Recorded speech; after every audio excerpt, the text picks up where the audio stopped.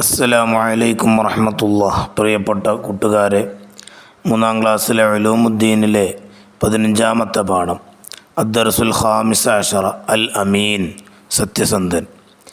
പരിശുദ്ധ മക്ക നഗരത്തിൽ വലിയ ജലക്ഷാമം നേരിട്ടു. മുശ്രിക്കുകൾ ലാത്തയോടും ഉസ്സയോടും പ്രാർത്ഥിച്ചു. ഫലമുണ്ടായില്ല. തുടർന്ന് അബൂ ത്വാലിബിനെ സമീപിച്ചു. അദ്ദേഹം മുത്തുനബി സല്ലല്ലാഹു അലൈഹി വസല്ലമയുമായി കഅബയിൽ പോയി. മുത്തുനബി സല്ലല്ലാഹു അലൈഹി വസല്ലമ ആകാശത്തേക്ക് വിരൽ ചൂണ്ടി. ആകാശം മേഘാവൃതമായി. കനത്ത മഴ പെയ്തു.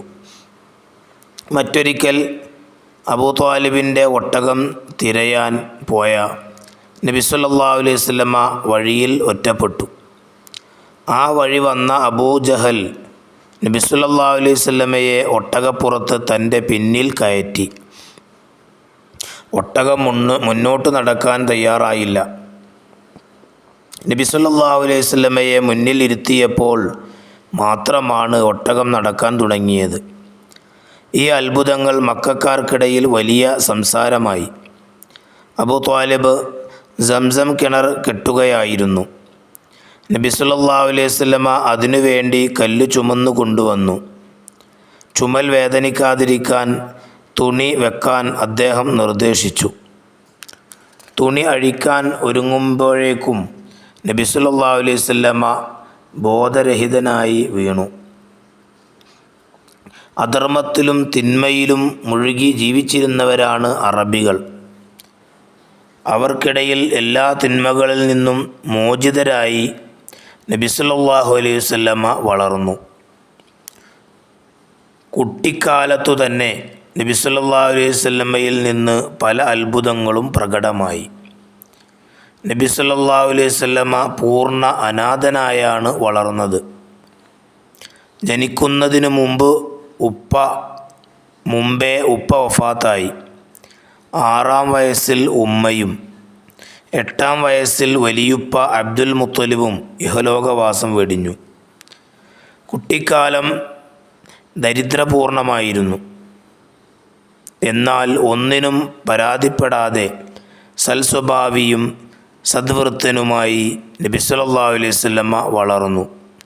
സത്യമേ പറയൂ, ആരെയും ഉപദ്രവിക്കില്ല, കുറ്റം പറയില്ല, എല്ലാ നല്ല കാര്യങ്ങളിലും ഏർപ്പെടും, ഒരു തിന്മയും ചെയ്യില്ല, എല്ലാവർക്കും കഴിയുന്ന സഹായങ്ങൾ ചെയ്യും.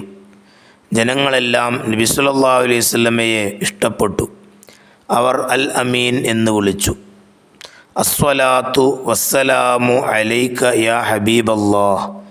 അള്ളാഹുവിൻ്റെ ഹബീബെ, അങ്ങേക്ക് അള്ളാഹു തആലയുടെ സ്വലാത്തും സലാമും ഉണ്ടാവട്ടെ. ഇനി അവിടെ നഖ്റഉ നഫം കാണാം, വായിച്ച് മനസ്സിലാക്കുക. അതിൽ അർത്ഥങ്ങളുണ്ട്. അൽ അമീൻ വിശ്വസ്തൻ, ബിറുൻ കിണർ, ഹജറുൻ കല്ല്, ഇബിലുൻ ഒട്ടകം, യതീമുൻ അനാഥൻ, ബുഹൈറ തടാകം. അബൂജഹൽ നബി സല്ലല്ലാഹു അലൈഹി വസല്ലമയെ എതിർത്ത ഖുറൈശി പ്രമുഖൻ. ലാത്ത ഉസ്സ മുശ്രിക്കുകളുടെ ആരാധ്യ വസ്തുക്കൾ. ഇനി അതിൻ്റെ വർക്ക് നമുക്ക് നോക്കാം. അദ്ദർസുൽ ഖാമിസ അശറ, 15-ാമത്തെ യൂണിറ്റ്. അൽ അമീൻ. 1 ചേരുംപടി ചേർക്കുക. നസ്വിൽ. ഉസ്സ ബി മുശ്രിക്കുകളുടെ ആരാധ്യ വസ്തു. അബൂജഹൽ സി നബി സല്ലല്ലാഹു അലൈഹി വസല്ലമയെ എതിർത്ത പ്രമുഖൻ. അബ്ദുൽ മുത്തലിബ് എ നബി സല്ലല്ലാഹു അലൈഹി വസല്ലമയുടെ ഉപ്പാപ്പ. ഇനി 2-ാമത്തെ വർക്ക് നുജീബ്, ഉത്തരം എഴുതുക. 1 നബി സല്ലല്ലാഹു അലൈഹി വസല്ലമ പൂർണ്ണ അനാഥനായി എങ്ങനെ? ഉത്തരം ജനിക്കുന്നതിന് മുമ്പേ ഉപ്പ വഫാത്തായി.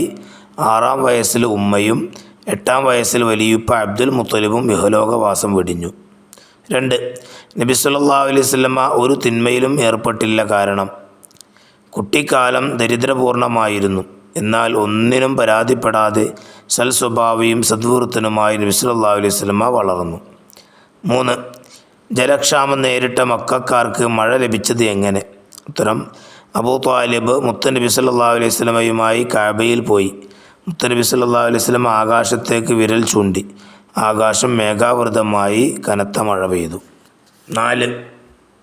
നബി സല്ലല്ലാഹു അലൈഹി വസല്ലമയെ ജനങ്ങൾ അൽ അമീൻ എന്ന് വിളിക്കാൻ കാരണമെന്ത്?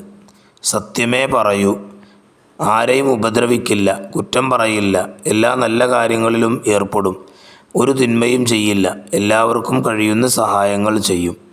ഇനി 3-ാമത്തെ വർക്ക് നുബയ്യുൻ സിയാഖ്, സന്ദർഭം വ്യക്തമാക്കുക. നബി സല്ലല്ലാഹു അലൈഹി വസല്ലമ ബോധരഹിതനായി വീണു. അബൂ ത്വാലിബ് സംസം കിണർ കെട്ടുകയായിരുന്നു. നബി സല്ലല്ലാഹു അലൈഹി വസല്ലമ അതിനു വേണ്ടി കല്ല് ചുമന്നു കൊണ്ടുവന്നു. ചുമൽ വേദനിക്കാതിരിക്കാൻ തുണി വെക്കാൻ അദ്ദേഹം നിർദ്ദേശിച്ചു. തുണി അഴിക്കാൻ ഒരുങ്ങിയതും നബി സല്ലല്ലാഹു അലൈഹി വസല്ലമ ബോധരഹിതനായി വീണു. ഇനി 4-ാമത്തെ വർക്ക് കാണാം. നഖറഉ വ നൻസഖു മാ തബ്ദീലി മാ തഹ്തുഹു ഖത്തുൻ. അവിടെ വായിക്കുക, എന്നിട്ട് എഴുതുക. അവിടെ അടിയിൽ വരെ കൊടുത്ത ഭാഗം മാറ്റി ബ്രാക്കറ്റിൽ നിന്ന് എടുത്തെഴുതുക. യാ റസൂലല്ലാഹ്, യാ ഷഫീഅ, യാ നബി, അസ്സലാത്തു വസ്സലാമു അലൈക യാ ഹബീബല്ലാഹ്, അസ്സലാത്തു വസ്സലാമു അലൈക യാ റസൂലല്ലാഹ്, അസ്സലാത്തു വസ്സലാമു അലൈക യാ ഷഫീഅല്ലാഹ്, അസ്സലാത്തു വസ്സലാമു അലൈക യാ നബിയല്ലാഹ്. അസ്സലാമു അലൈക്കും വറഹ്മത്തുള്ളാഹി വബറകാതുഹു.